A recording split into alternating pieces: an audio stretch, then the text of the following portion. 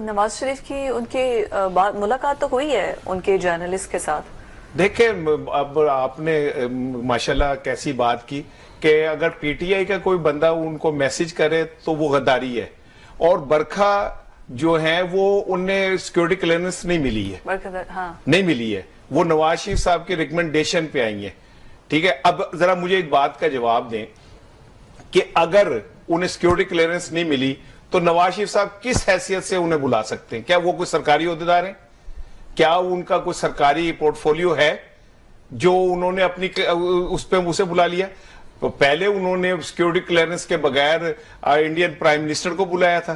ٹھیک ہے, ان کے ساتھ انہوں نے جناب اپنے پرائیویٹ شادی کے اس میں ساری سیکیورٹی ختم کر دی, نو پاسپورٹ, نو ویزا, نو سیکیورٹی, اور وہ آگے. اب یہ برکھا رت آ گئی. پی ٹی آئی کا اگر وہ سیکٹری اطلاعات اسے میسج کر دے تو ہم کہتے ہیں یہ غدار ہے, اور اگر نواز شریف صاحب انہیں بغیر کسی سیکیورٹی کلیئرنس کے بلوا لیں تو سب ستہ خیرہ نہیں. ٹھیک ہے, تو میاں نواز شریف صاحب کی محبت کوئی یہ بڑی پرانی محبت ہے, یہ کوئی نئی تازہ محبت نہیں ہے. ٹھیک ہے نا, یہ سمجھ لیں کہ کمبھ کے میلے میں بچھڑے ہوئے نہیں ہوتے جیسے, اس طرح کی کوئی سچویشن ہے کہ وہ ہو گئی. لیکن میرا سوال پھر یہی ہے, میں ذوالفقار سے اگلی دفعہ تھوڑا کم بولوں گا, میں اس پہ دو جملے ضرور بولنا چاہ رہا ہوں. ٹھیک ہے, کیونکہ میرے پاس تو آپ کے ساتھ لکھا ہوا نہیں ہے جو میں گھنٹہ بولوں, میں تو ویسے بول رہا ہوتا ہوں. تو میں عرض یہ کر رہا تھا کہ دیکھیں انڈیا سے بالکل ہماری دوستی ہونی چاہیے, میں اس کے حق میں ہوں. ٹریڈ کھلنی چاہیے, میں اس کے حق میں ہوں. ٹینشن ختم ہونی چاہیے, میں اس کے حق میں ہوں.